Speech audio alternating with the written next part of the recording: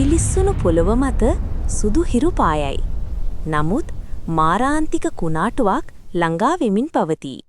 පරම්පරාගත ණය යනු දූවිල්ලේ සැඟවී සිටීමට අකමැති ප්‍රේතයෙකි. පැරණි තුවාල පෑරෙද්දී සෙබලෙකු තම අතීතයේ සැඟවුණු මතකයන් හාරා මතු කරයි. පාළු වෙළඳපොළ මැද මිනිසුන් දෙදෙනෙකු ලේවලින් ගෙවිය යුතු සීමා මායිම් සලකුණු කරයි. ලාම්පු එළිය නිවී යද්දී දඩයක්කාරයා තමාගේ නියම ස්වරූපය පෙන්වයි.